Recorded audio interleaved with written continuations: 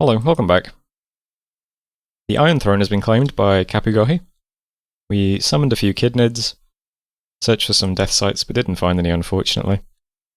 A couple of little battles then. You can see the big army from Kapugohi moving into Stasaland. They also have some raiding forces breaking off. These guys are doing the usual spider summoning spam. It's a lot of spiders.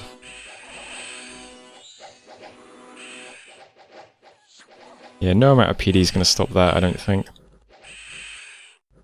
Not unless there's quite a lot of it. So that one's Mighty Pillars. And we also saw Kapugohi taking back their little cave province from the war. We did leave a mage behind. They just fire a couple of little evocations, so... Charring magma bolts, some orbs of frostfire. Not very accurate, or very damaging. So there goes Bawar's mage. And another exchange between Argod and Domeback as well. That's still happening. Events, Hinafi, a 53 gold ancient treasure, and in Roka we got 6 gems. We foresaw a great disaster. Saw barbarians attacking Kapugohi, lost a scout, and patrolled out 2 scouts on Patalira, unfortunately. So Kapugohi got to see my entire army. Apparently 2 champions died, I'm not sure how. I realised after I recorded the turn I had the Dustwalkers in amongst the normal troops. Maybe the Heat Auras set fire to some things.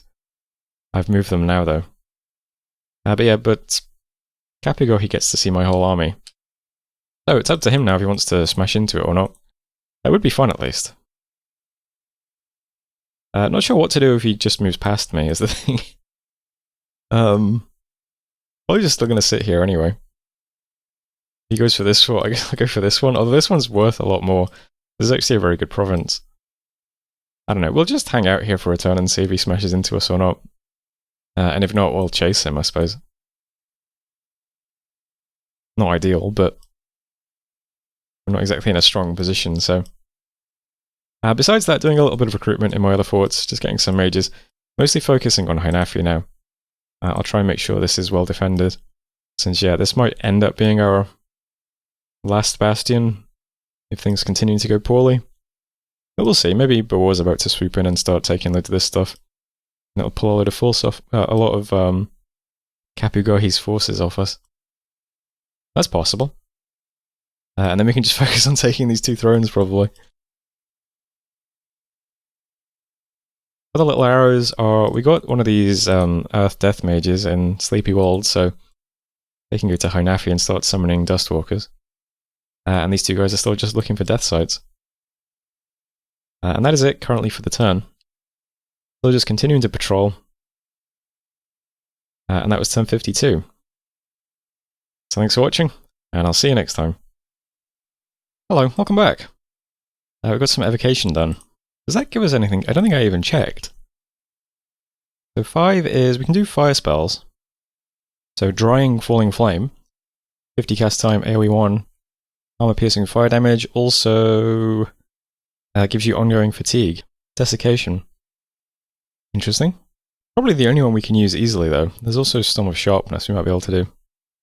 It's not too bad. 30 armor piercing projectiles. Might be okay. Yeah, we'll keep going up it though. Summon some kidnids, a couple of battles then, see more consorts walking through our provinces, taking back a province of independence, another small exchange between Domeback and Argod, and the big battle, Patalira. So here's Kapugohi's army, and here's ours. It does look like we outnumber them. That's slightly deceptive.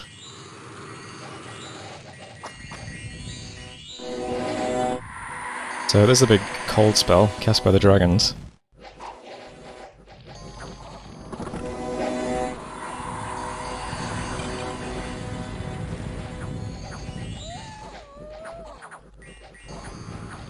Yeah, that's a lot of fatigue damage, I think. Lots of people getting frozen. This is a pretty big projectile attack, I'm not sure what it is exactly. Wipes out some Vine Men and some Ether Archers. Lots of his troops get some pretty nice buffs. He's got Fire Res, Cold Res, he's got Chill Aura, Mist Form, Astral Shield, and Twist Fate. Also up to 24 protection. Pretty nice set of buffs. We don't really buff much, we just save or die spells.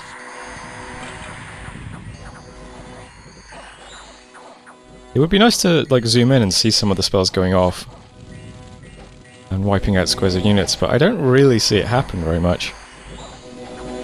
Even when we cast that big Imprison Underground spell, which just went off then, I saw in the spell log. Don't really make much of a dent. What's your magic resistance on? 15? These guys also have Moss Body now as well, and Quickness. Yeah, lots of nice buffs on their army as well.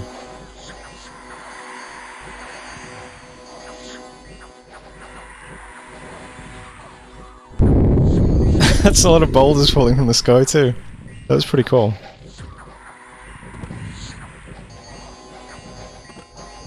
Well, mages are still up though. We've killed some stuff. It's thinning out a little bit. I'm not sure any of our troops are making much impact. What buff did the skeletons get? No, they're not too bad.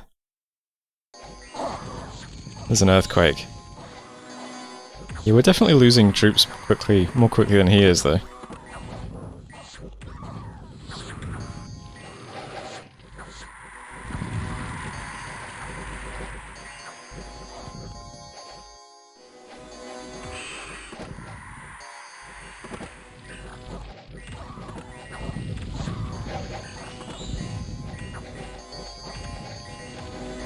Coming down to troop exchanges here, I think our troops just aren't really buffed to the degree that his are.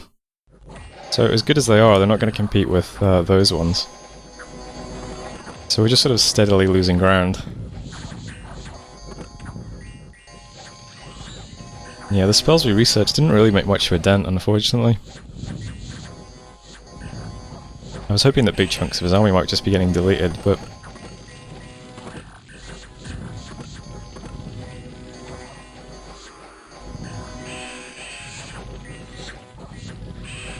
pretty tough.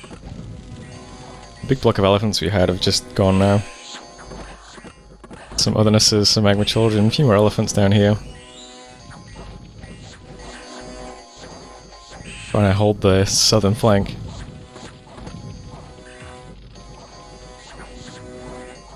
I'll speed this up a little bit now.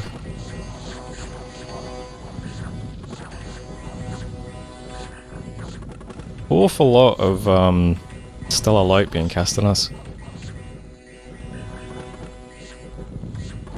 Our mages are getting hammered by it now as well.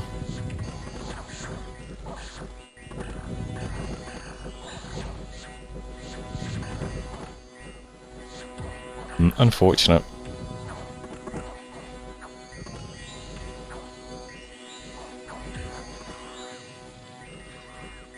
So the reason I said it was a bit deceptive that our army looked so much bigger than his is because of the sheer number of mages he was able to deploy. I mean, if we just look at these guys down here, just this is over 70 mages. I mean, we couldn't really compete with that. I mean, that's crazy. These things, yeah, only cost 50 gold. And I guess when they get buffed to S2, they can all just spam that astral spell. 22 of these guys as well, 200 gold, pretty nice. And then the 4 of these guys, these are S4 by default. So just this is pretty crazy, but then on top of that, they've also got like 4 dragons in that battle. 2 golden golems. Yeah, a bunch of ogres they've been getting out as well. So lots of earth mages. Yeah, we just couldn't compete with that, unfortunately, in terms of magic. So we did our best. Did kill some things as well. But out of all those mages, we killed 6. The rest of the stuff we killed is just a few troops. 36 elephants, 25 flying phantasmal geomancers. Yeah, just didn't really make much of a dent. That's crazy. It does make me think, though, next time I play one of these games, I should look to see which nation gets the cheapest mages and then just go all in spamming forts and spamming whatever Firebird analog spell there is in the spell book. Because, yeah, I can't deny how effective that is. Not even mad. That might be the end of our story in this game, though. Yeah, there's just nothing we could do there. Looks like he balled up everything he had to make sure he could smash us. Well, I mean, I hope that's everything he has. If he has, like, other stacks of 50 mages walking around, that's pretty frightening. Events then, Utavania and Millgate are not terribly interesting. Lost some Dominion and gained some growth. Ivermark saw some Demon Knights taking Domeback. Lost a Scout, and Patlera is still cracked open. Yeah, probably not much I can do. I mean, yeah, he still has, like... He still has armies around, so it's not like this is everything he has, just way too much for us to deal with. It does feel like they might be running away with the game a bit. Especially the later it gets. I haven't seen anything else from Bawar attacking them either. Right, but what are we going to do? First up, anyone who is an Earth Mage is just going to cast Tunnel Through Earth, go back to our cap. Everything else is just fleeing. It's going to go back to Hynefi. We're going to sit in this one throne probably for the rest of the game. And see if we can win with one throne. It's going to be pretty tricky since we have such low Dominion once we lose all of our temples. But I don't suspect we're going to make much else impact in this game. So not a lot to show at the moment. And I'm not sure that I'm going to record every turn from this point on. I might just record things that are interesting. But what are we doing? Let's see. These guys are fleeing. Summoning some Kidnids and arm-severing Desert Bones. And some more Kidnids. So got the two Death guys walking around site-searching for a bit. Before we lose all those provinces. And in Patlera itself, I've just got the guys left behind scripted to just spam summons. I'm going to try Wearying Horned Serpents instead, see if they have any more luck blocking up the gateway. We'll see. Also a couple of guys doing massive fire elementals as well. But realistically, we are not going to defend this fort against that, so it is what it is. Let's just quickly check, what spell would it have been that they were spamming? Is it Improved Stellar Light? Could be, that's a fatigue effect. Halting Astral Torrent. That's AoE 1, armor negating damage. Yeah, probably those two. Yeah, that's pretty good. That's pretty good. Is there anything in Thaumaturgy that requires S2? It's nice and spammy. I think Soulsight is just one person, it's not quite as good. Slave Group requires a Pearl. Do that one though. Yeah, I think he's just spamming the evocations. These two. So AoE 1 armor negating damage, you just need S1 to cast that. Only has a 10 fatigue cost as well. Yeah, that's a really, really good spell for those mages. Only 30 range, but even so. And then this one is massive range. Only 5 fatigue cost, wow. That's a fatigue spell. Yeah, that's 70 mages just spamming those is pretty good, I think, especially against our army. I think what would have been nice to have here is something like... Well, I mean, the two things that would be good would either be just fatigue effects or battlefield-wide spells.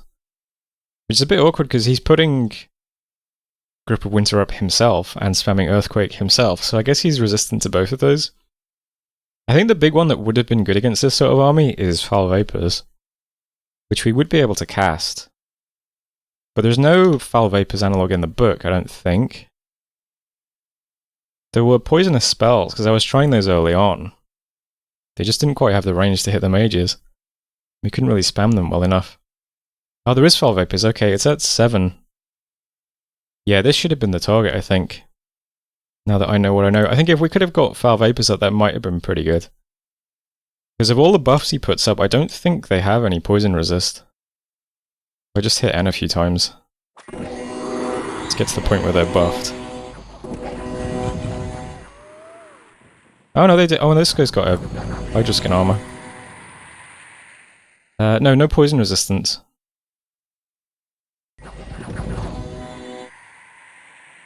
So having a battle like that, exactly the same, except we put up foul vapors, might have been pretty good. Just to kind of clear out the mages. But it's tough to say. Certainly, that would have been my my idea, certainly. And we were going up evocation, it's just, yeah, I didn't really think of it as a priority. I guess I should have paid more attention to that. Yeah, that would have been a better target than the thaumaturgy stuff. But oh well. Live and learn. Yeah, but that was turn, what's that? 53? Yeah, next time we have an interesting battle, I'll record that, but I might stop recording every turn, because I think we're literally just going to be fleeing and sitting in Hinafi summoning stuff, so if I unlock new cool summons, I might show those off as well. But otherwise, that might be the end of this series. Or at least nearing the end. But thanks for watching, and hopefully I'll see you again. Okay, brief update. This is the following turn. First of all, you will be pleased to know that we managed to scout cap an undefended province back off Kafugahi. And then there was the battle at the fortress in Patalira. So you get to see how well our Sleep Aura, Horned Serpents, and Fire Elementals did.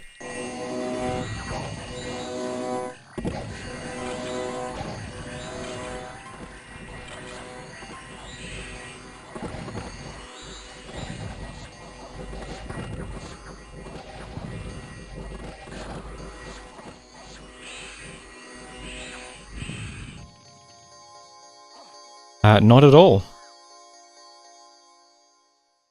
Thanks for watching.